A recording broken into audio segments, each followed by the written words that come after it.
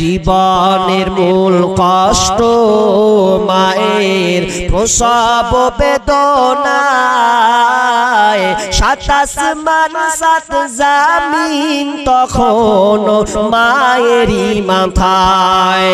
আমার সুন্দর মুখ দেখে মায়ের, আমার সুন্দর মুখ দেখে মায়ের ব্যথা যে যাই ভুলিয়া, ও আমার প্রাণের মা, মা গো মা কোথায় গেলে মোরে ছাড়িয়া, জনম দুঃখী ইয়াতিম আমি চাই না কেহ ফিরিয়া। দুঃখে কষ্টে মায়ের জীবন আমাকে নিয়া, শোধ করিতে পারিব না ঋণ এই জীবনটা দেয়া। দুঃখে কষ্টে মায়ের জীবন আমাকে নিয়া, শোধ করিতে পারিব না ঋণ জীবনটা দেয়া। ঘুমের মাঝে মাকে দেখে, ঘুমের মাঝে মাকে দেখে কষ্টে যাই বুক ফাটিয়া, ও আমার প্রাণের মা, মা গো মা কোথায় গেলে মোরে ছাড়িয়া, জনম দুঃখী ইয়াতিম আমি চাই না কেহ ফিরিয়া। তাহলে বাপ মায়ের আপনাকে খিদমত করতে হবে। বিষ্ণু বললেন যার বাপ মা আছে আর বাপ মায়ের খিদমত করে জান্নাত নিতে পারলো না, সে ব্যক্তিটা ধ্বংস হয়ে যাক। নাম্বার 3, যে ব্যক্তি রমজান মাস পেল কিন্তু রমজান মাস পাওয়ার পরে তার গুনাহকে মিটিয়ে নিতে পারল না, ওই ব্যক্তিটা ধ্বংস হয়ে যায়। তাহলে এই রমজান মাসকে আপনাকে খুব গুরুত্ব সঙ্গে দিতে হবে। কি কি করলে আমার এই রমজান মাসটা পুরো মুকাম্মাল হবে, আমি কামিয়াব হয়ে যাব, এই তালাশ আপনাকে করতে হবে। কদিন আলোচনা করলাম রমজান মাসের প্রস্তুতি সম্পর্কে, মিনিমাম 4টা দিন আলোচনা করেছি। আজকে আলোচনা করছি রমজান মাসের গুরুত্বটা কতটা আছে, রমজান মাসে কি আল্লাহ তাআলা রেখেছেন। আল্লাহ তাআলা একটা একটা করে বলছেন। যেমন আল্লাহ বলছেন শাহরু রমাদানাল্লাযী উনজিলা ফীহিল কুরআন, এই রমজান মাসে আল্লাহ তাআলা কোরআনকে অবতীর্ণ করেছেন। এই রমজান মাসে কোরআনকে আল্লাহ তাআলা অবতীর্ণ করেছেন। শুধু তাই নয়, এই রমজান মাসে এমন একটা দিন আছে, এমন একটা রাত আছে যেই দিনটা এত গুরুত্বপূর্ণ। আল্লাহ তাআলা বলছেন ইন্না আনজালনাহু ফি লাইলাতিল কদর ওয়া মা আদরাকা মা লাইলাতুল কদর, লাইলাতুল কদরি খায়রুম মিন আলফি শাহর। এই রমজান মাসে এমন একটা দিন আছে, এমন একটা সময় আছে, যেই দিনটা, যেই মাসে এমন একটা দিন আছে 1000 মাসের চেয়ে উত্তম। আর 1000 মাসের চেয়ে এত উত্তম আপনার তো আয়ুতে কুলাবে না, আপনি কয় বছর বাঁচবেন। অথচ এই একটা দিন যে আপনার 1000 মাসের চেয়ে উত্তম আছে। শুধু তাই নয়, আল্লাহ সুবহানাহু ওয়া তাআলা যখন রমজান মাস যখন আগমন প্রথমে যেমন শুরু হয়ে যাবে, প্রথম দিন যখনই পড়ে যাবে, তখন আল্লাহ রাসূল বলছেন ইজা দাখালা রমাযান ফুতিহাত আবওয়াবাস সামা, যখন রমজান মাস চলে আসে তখন আসমানের দরজাগুলোকে ওপেন করে দেওয়া হয়। ওয়া গুল্লিকাত আবওয়াবাল জাহান্নাম, এবং জাহান্নামের দরজাগুলোকে বন্ধ করে দেওয়া হয়। ওয়া সুলসিলাতিশ শায়াতিন, এবং শয়তানকে জিনজির দিয়ে বাঁধা হয়। কেন কেন কেন শয়তানকে জিনজির দিয়ে বাঁধা হবে কেন? আল্লাহ তো বলে দিয়েছেন লাআল্লাকুম তাত্তাকুন, ওরে আমার বান্দা রে তোদেরকে আমি মুত্তাকি বানাবো। এই জন্য মুত্তাকি বানাবো, এটা একবার পেটেন একটা তো মুত্তাকি বানাবেন। আচ্ছা হাজি একটা কথায় দিয়ে নিয়েছেন কিনা দেখেন তো। আমি 3 নম্বরে বললাম, রাসূল বললেন যে রমজান মাসে শয়তানকে জিনজির দিয়ে বাঁধা হয়। আচ্ছা শয়তানকে যদি জিনজির দিয়ে বাঁধা হয় তাহলে মানুষ তাহলে পাপ কাজ করবে না? তো এরপরে তো মানুষ পাপ করে কি করে না? করে না? অনেক লোক চুরুক চুরুক করে লুকিয়ে লুকিয়ে বেরি টানে, চুরুক চুরুক চা খায়। হাজির শয়তানকে যদি জিনজির দিয়ে বেঁধেই দিলে তাহলে ও লোকটা এমন কাজ করতে গেল কেনা? ফিরে আসতো। প্রশ্ন আসবে কি আসবে না? আসবে তো আসবে। তো অত আপনাকে লজিক দিব না, একটা সামান্য একটা উদাহরণ দিই। কি উদাহরণ? আপনারা জাকির নায়েকের লেকচার শুনেন, শুনেন কিনা? ডক্টর জাকির নায়েক লেকচার শুনেন তো? ডক্টর জাকির নায়েকের এরপর একটা প্রশ্ন আছে যে শয়তানকে জিনজির দিয়ে বাঁধা হয় তো মানুষ অপরাধ করে কেন, খারাপ কাজে আবার হাত লাগায় কেন? তো তিনি শর্টকাটে, কত বিচক্ষণ লোক ছিলেন যে শর্টকাটে তিনি উত্তর দিচ্ছেন। আচ্ছা, বাঘ, বাঘ খাঁচার মধ্যে থাকে তো নাকি? বাঘ খাঁচার মধ্যে আছে। এখন ওই বাঘটা খাঁচার মধ্যে আছে, ওই খাঁচার মধ্যে থেকে এখন আপনি যদি ওই বাঘটার সামনে এসে দাঁড়ান, খাঁচার সাইডে আপনি এসে দাঁড়ান, আপনি যদি তার কাছাকাছি হয়ে যান তাহলে দেখবেন বাঘ আপনাকে কিন্তু আক্রমণ করার চেষ্টা করবে। যদিও বের হতে না পারে, যদি আপনাকে মৌকা পেয়ে যায় তাহলে তৎক্ষণাৎ আপনাকে ধরে ফেলবে, কারণ বাঘ একটা হিংস্র প্রাণী, ও আপনাকে পেলে কিন্তু ছাড়বে না। তো আপনি ওই বাঘটা খাঁচাবন্দি বাঘটার কাছে যদি আপনি কাছাকাছি যান তাহলে বাঘটা আপনাকে ধাওয়া করবে পাওয়ার জন্য, খাবার জন্য। ঠিক তেমনি ভাবে আপনি ওই পাপা কাজের লিপ্ত, আপনি যেখানে পাপ আছে আপনি জানেন এটা হচ্ছে অশ্লীলতার কাজ, এখানে খারাপের কাজ, এটা হচ্ছে অন্যায়ের কাজ, আর ওই অন্যায়ের কাজটাতে আপনি নিজে থেকে জেনে বুঝে আপনি কিন্তু যাচ্ছেন, ওটা আপনি জানছেন এটা হচ্ছে খারাপ কাজ, আর এখানে আমাকে এখন যেতে দেওয়া হবে না, ওখানে আমি যাব না। তার মানে আরেকটা উদাহরণ আছে যে আপনি ওই কাজে অভ্যস্ত হয়ে গেছেন, আপনি প্রতিদিন কন্টিনিউ ওই কাজে আপনি নিয়োজিত আছেন, এই জন্য আপনার সঙ্গে তার সম্পর্ক একটা হয়ে গেছে। ডক্টর জাকির নায়েক বলছেন যে যারা বাঘের কাছে এসে তারা তাকে তো ধাওয়া খেতে হবে, ঠিক তেমনি ভাবে যদি মদের কাছে গিয়ে ভিড়তে হয় তাহলে ওকে মদের আক্রমণ, ওকে মদ হাত ধরতে হবে। তাহলে এইরকম করে তার পাপের কাজে তাকে নিমজ্জিত হয়। তার মানে আমরা বুঝতে পারলাম আমরা পাপের কাজে নিজে থেকে আমরা নিয়োজিত হওয়ার চেষ্টা করি। তাহলে এতগুলো কথা আমি আপনাকে বললাম। তাহলে রমজান মাস কেন আপনাকে মুত্তাকি বানাবে? কি আছে এতে? এতে বরকত আর বরকত আর বরকত। আপনি নিতে পারলেই লুটেলেন, কিন্তু আমরা হতভাগা। এই রমজান মাসকে কিভাবে আমরা চালাবো এ নিয়ে আমাদের কোনো মাথা ব্যথা নাই। আর কটা দিন বাকি আছে, কি হবে আপনার? জি না। তাহলে রমজান মাস আপনাকে গুরুত্বপূর্ণর সঙ্গে আপনাকে মেনে চলতে হবে। আমরা ভুলে গেছি, উদাসীনতায় ভুগছি। রমজান মাস কত যে গুরুত্বপূর্ণ আমরা বেখেয়াল হয়ে গেছি। জি না, ভুলবো না, ভোলা যায় নাকি মাহে রমজানের স্মৃতি? ভুলবো না, ভোলা যায় নাকি মাহে রমজানের স্মৃতি? এই মাসেতে কত ফজিলাত, এই মাসেতে কত ফজিলাত জানো কি মুসলিম জাতি? ভুলবো না, ভোলা যায় নাকি মাহে রমজানের স্মৃতি?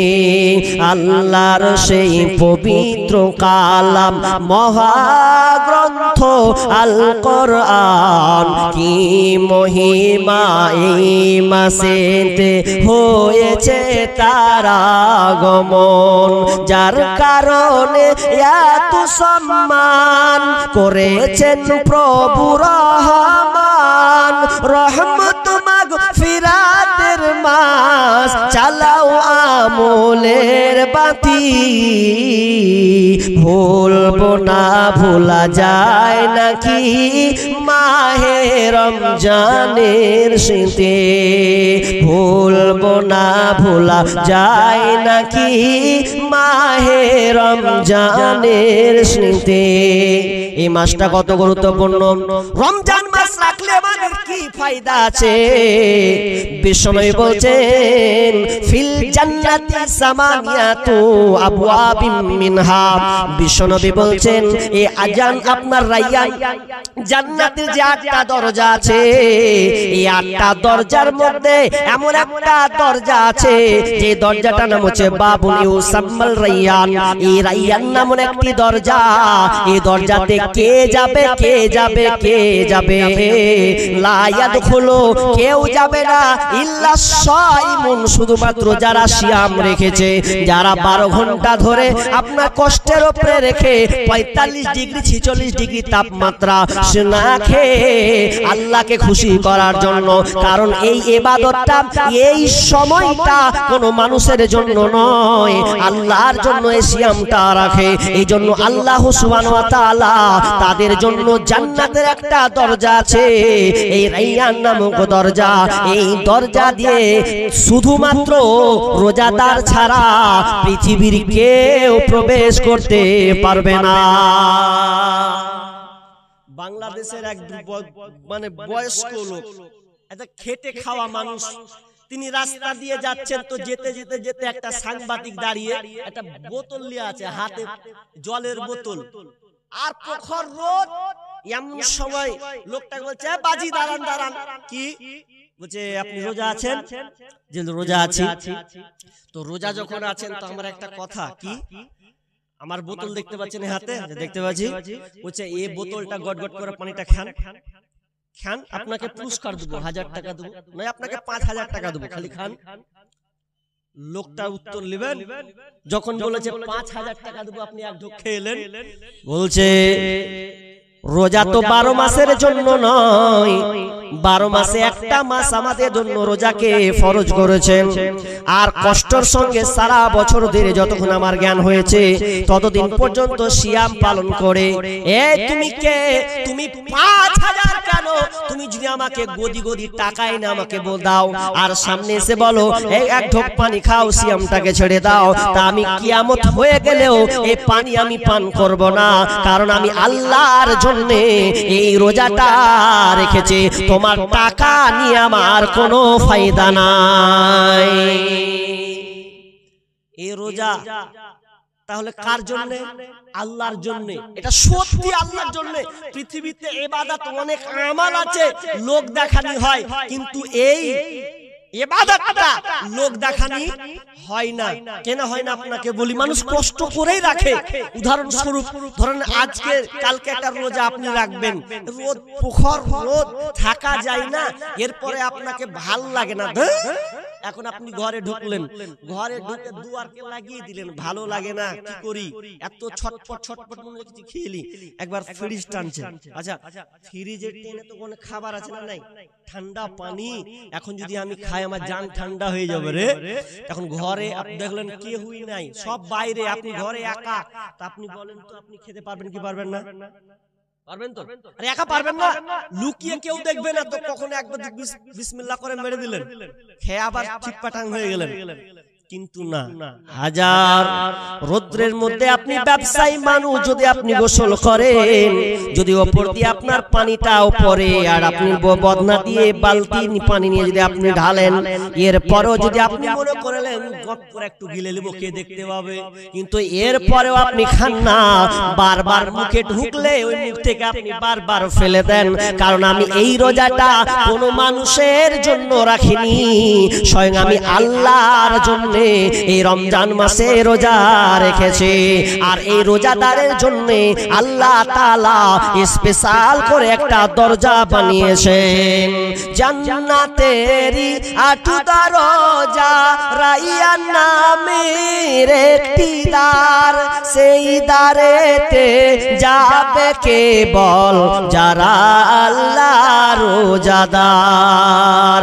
জান্নাতেরই 8 দরজা রাইয়ান নামের একটি দ্বার, সেই দ্বারেতে যাবে কেবল যারা আল্লাহ রোজাদার। রোজাদারের মুখের ঘ্রাণ বৃক্ষ নাভির খুশবু সমান, তাই তো এদের এত আদর করেন প্রভু রহমান। ভোরের আগে নিয়ত বান্ধ ভুল করো না মুসলমান। ইসলামেরই পাইগাম নিয়ে আসে ধরায় রমজান। ভোরের আগে নিয়ত বান্ধ ভুল করো না মুসলমান। তাহলে রোজা আমাদেরকে রাখতে হবে। আর হাদিস এখানে থেকে যাচ্ছে একটা হাদিস, তবে আপনাকে শর্টকাট কথা বলি। আপনি যে এত কষ্ট করে রোজা রাখছেন, রোজার নিয়ত কিন্তু আপনাকে গালাত রাখলে হবে না, ঠিক রাখতে হবে। কারণ এর রোজার অন্তর ভেতরটা আল্লাহ তাআলা দেখবেন তো আপনি কোন উদ্দেশ্যে রাখছেন। শুধু কি একটা মাসের জন্যই আপনি রেখে দিলেন, না আপনাকে সংশোধন হতে হবে কি নিয়তে আপনি রাখবেন। হাদিসে নাই মান শামা রমাদানা ঈমানাও ওয়া ইহতিসাবা গুফিরা লাহু মা তাকদ্দামা মিন যামবি। তাই তো এই হাদিসটা মৌলবীর মুখে শুনবেন, সামনে আসছে। তো এটা দুইটা শর্ত আছে, একটা ঈমান।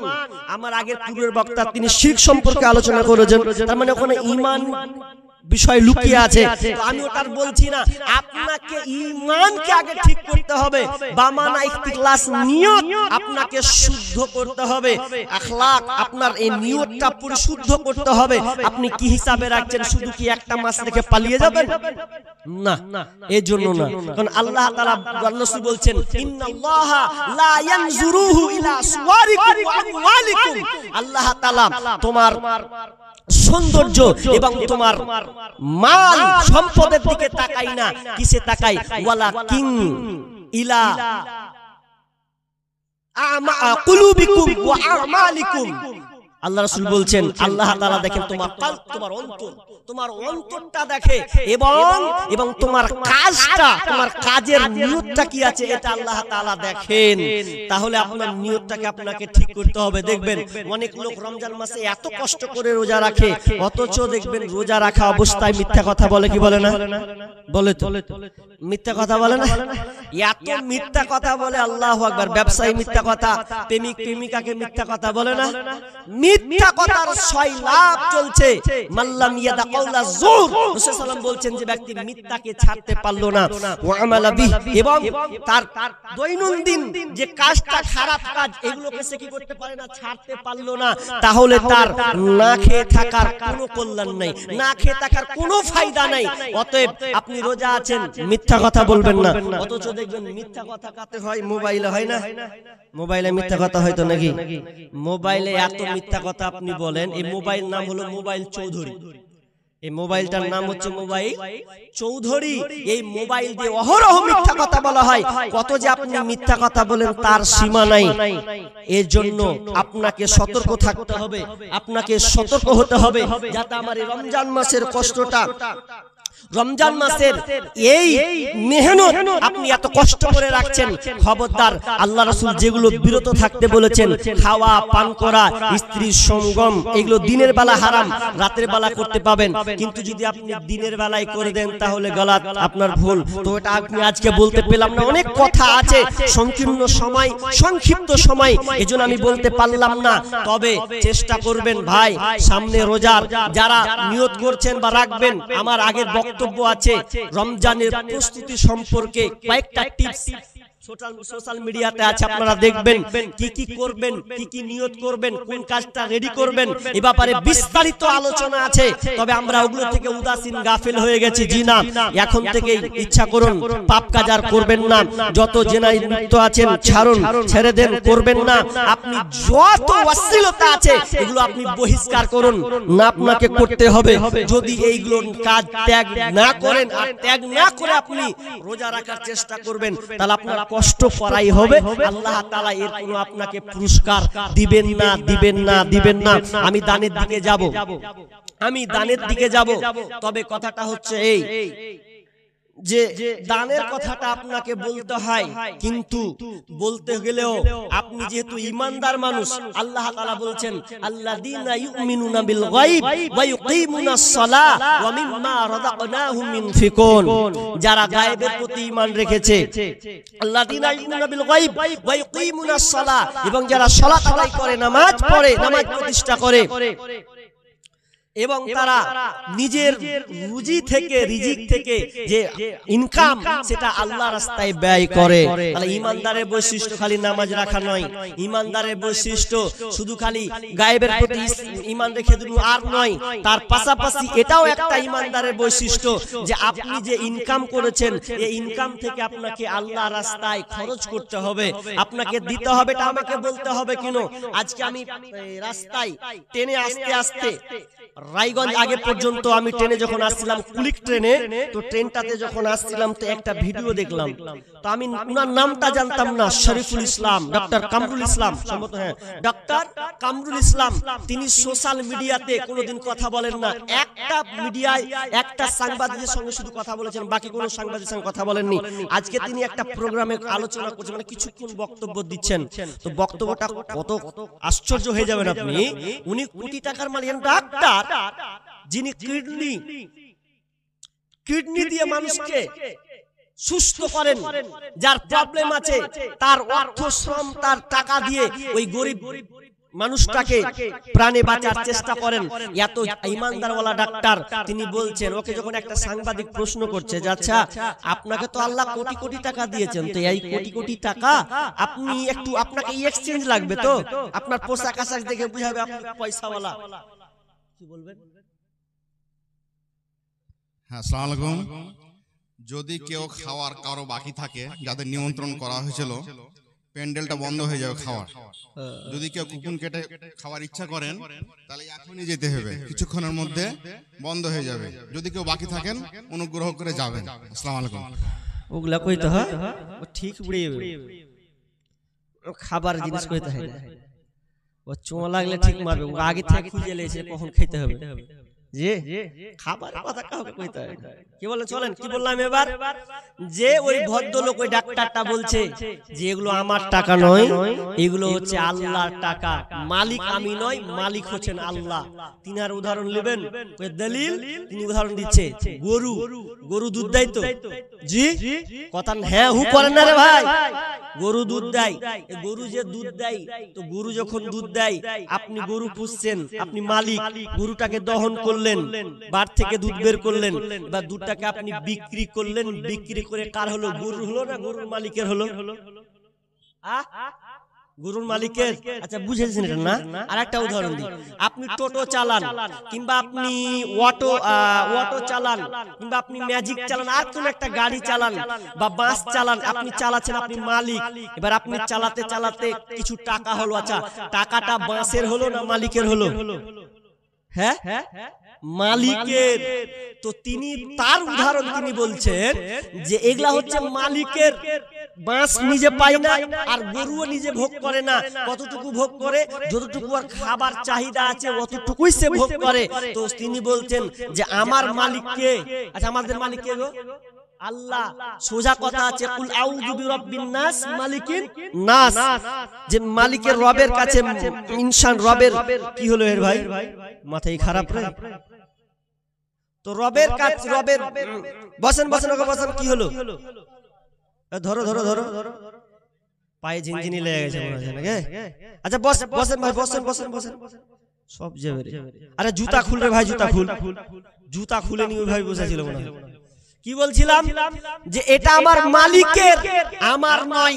আল্লাহ তিনি আরেকটা উদাহরণ দিচ্ছেন যে আমার যত ধন, আল্লাহ তাআলা বলেছেন যে তোমাদের ধন সম্পদ ছেলে মেয়ে হচ্ছে আমানত, আর আমানত মানে কি, আপনি গচ্ছিত রাখবেন, তার মানে আমানত মানে আল্লাহ দিয়েছেন, আল্লাহ পরে রিটার্ন নিয়ে নেবেন।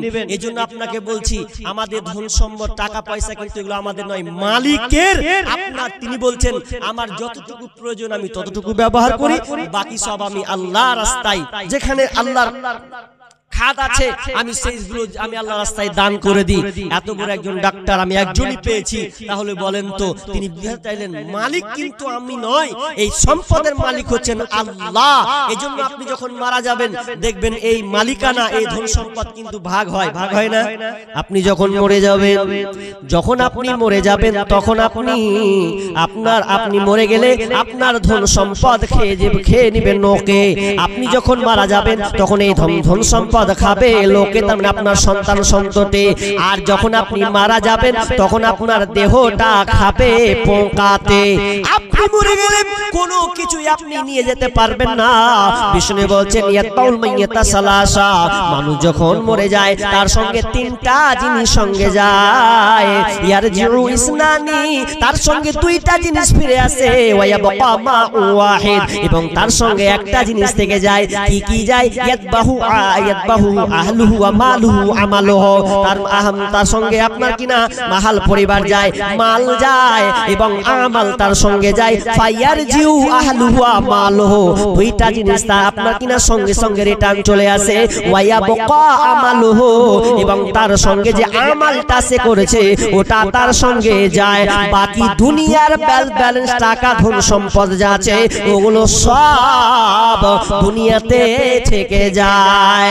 তবে ওর মতন হতভাগা, ওর মতন পোকা পৃথিবীতে আর কেউ নাই। যে ব্যক্তি কোটি টাকা লাললো, যে ব্যক্তি আপনার 10 তলা বিল্ডিং তৈরি করলো, 4 তলা 1 তলা বিল্ডিং বানালো, এবং যে ব্যক্তি আপনার কিনা 10 বিঘা জমি ক্রয় করলো ছেলেদের জন্য, কিন্তু যখন ও মরে গেল, মরার সময় যদি সে আফসোস করে তাহলে ওর মতন হতভাগা পৃথিবীতে নাই। আর আফসোস তো করবেনই করবেন। এই কোরআনে আল্লাহ সুবহানাহু ওয়া তাআলা তাদের ব্যাপারে বর্ণনা করেছেন, যারা কিনা ধন সম্পদ ছেড়ে যখন মারা যাবে তারা আফসোস করতে করতে মরবে। এটা আমার বানানো কথা নয়, আল্লাহ নিজে বলছেন ফায়াকুলা রাব্বি লাউলা আখরতানি ইলা আজালিন করিব ফাসাদ্দাকা ওয়া আকুম মিনাস সালিহিন। যখন ওই ব্যক্তি মারা যাবে তখন আফসোস করবে, কাঁদবে, চোখ দিয়ে অশ্রু পড়বে, এত তার কান্নার বিরাল। এই কান্নারটা কোনো আপনার কিনা আপনার স্ত্রী বুঝবে না, বুঝতে পারবে না। এই মহাব্বতের আপনার স্ত্রী বুঝবে না, আপনার মেয়ে বুঝবে না, আপনার ছেলে বুঝবে না, আপনার বন্ধু বুঝবে না। আপনি যে এটার জন্য আফসোস করছেন এটা পৃথিবীর কেউ বুঝবে না। স্বয়ং আল্লাহ 7 আসমান থেকে আপনার মুখের পানের দিকে তাকাবে, কি বলতে চাইছে। ওই সময় আপনি আল্লাহকে বলবেন ফায়াকুলা রাব্বি লাউলা আখরতানি ইলা আজালিন করিব, আল্লাহ রে তুমি আমাকে সময় দাও, তোমার কাছে আমি সময়ের ভিক্ষা চাই। কেন কেন কেন সময়ের ভিক্ষা কেন চাইবে? নামাজ পড়বে এই জন্য, রোজা রাখবে এই জন্য, ভালো ভালো কাজ করবে এই জন্য না, না। দুইটা তিনি অপশন দিয়েছেন, ওই লোকটা দুইটা জিনিস আল্লাহর কাছে চাইবে। যখন আপনি মারা যাবেন তখন আপনি এই দুইটা জিনিস চাইবেন। কি বলবেন আল্লাহকে? যখন আপনার প্রাণ পাখিটা বেরিয়ে আসবে তখন আপনি আল্লাহকে বলবেন ফাসাদ্দাকা ওয়া আকুম মিনাস সালিহিন, আল্লাহ আমি দুইটা কাজ করব, খুব বেশি কাজ করব না। বেটির মুখ দেখার আমার দরকার নাই, বিবির মুখ দেখার আমার দরকার নাই, আমার 10 তলা বিল্ডিং হচ্ছে আমার দেখার দরকার নাই। আজকে আমি ভুট্টা লাগিয়েছি, গম লাগিয়েছি, এগুলো আমার দেখার দরকার নাই। আমি আমার টাকা থেকে আমি নিজে যেটা ইনকাম করেছি আমি আল্লাহ রাস্তায় সাদাকা করব। ফাসাদ্দাকা, আমি আল্লাহ রাস্তায় সাদাকা করব। ওয়া আকুম মিনাস সালিহিন, এবং আমি ভালো লোকের অন্তর্ভুক্ত হয়ে যাব। এই দুইটা কাজ করার আপনি আমাকে সুযোগ দেন। আল্লাহ বলবেন থাম, না না, ওয়ালাই ইউখিরাল্লাহু নাফসান ইযা জাআ আজালুহা, আল্লাহ বলবে আর তোমাকে সময় দেওয়া হবে না। ওর মতন আর হতভাগা হবে না। কানতে কানতে কানতে কানতে চোখের সামনে সব মালামাল, 4 কোটি টাকার মালিক, 10 কোটি টাকার মালিক, 1 লাখ টাকার মালিক, 4 বিঘার মালিক, 10 বিঘার মালিক, এই কানতে কানতে কানতে তার রূহটা বেরিয়ে চলে যাবে, বাঁচার কোনো কায়দা নাই। তো ওর মতন হতভাগা কেউ নাই। কথায় আছে না, থাকতে গুরু বইনা হাল, তার দুঃখ সর্বনাশ। নিজে একবার টাকার মালিক ছিল, লাটুকার পিটক। এমন সময় কত বাপজিকে দেখবেন বয়স যখন হয়ে যায়, তো বয়স হয়ে গেলে, বয়স যখন হয়ে যায়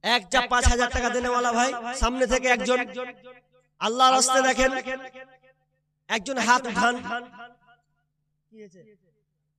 সবচেয়ে চাবি হারালো। ও এটা বাইকের চাবি। কার একটা বাইকের চাবি হারিয়েছে ভাই, স্টেজে আছে, নিয়ে যাবেন। বাইকের চাবি হারিয়েছে, স্টেজে থাকলো সভাপতির কাছে, আপনি নিয়ে যাবেন যার চাবি এটা থাকবে। দিলাম এখানে। বলেন আল্লাহর রাস্তে 5,000 টাকা দেনেওয়ালা একজন বলেন। এখানে অনেক লেবার আছেন, অনেক মিস্ত্রি কাজ করেন, অনেক দাফাদার আপনার কিনা লোক নিয়ে যান, এরকম বিদেশে আছেন, ব্যবসায়ী আছেন, ডাক্তার আছেন, মাস্টার আছেন। বলেন লিখান, আমি তো আপনাদের চিনি না, পরিচয় হবে ইনশাআল্লাহ। শুধু বলেন আপনার 5,000, 10,000, 2,000।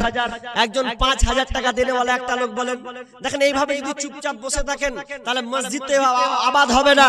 আর আপনারা খোঁজ নিয়েছেন মসজিদ মাদ্রাসা, আজকে পোস্টটা পড়লাম, আমি ভাবলাম যে সমাধান হয়ে গেছে, সমাধানে কিছু হয়নি। এই মসজিদ মাদ্রাসাগুলোকে একটা মানে নিজের হাতে আয়ত্ত করার জন্য আবার একটা পরিকল্পনা করেছেন যে এগুলো কিসে মানে খাতা কলম ঠিক মতন আছে কিনা এই মসজিদ মাদ্রাসাগুলো তালাশ করার জন্য এই আবার বের হয়েছে এই সরকার একটা পরিকল্পনা।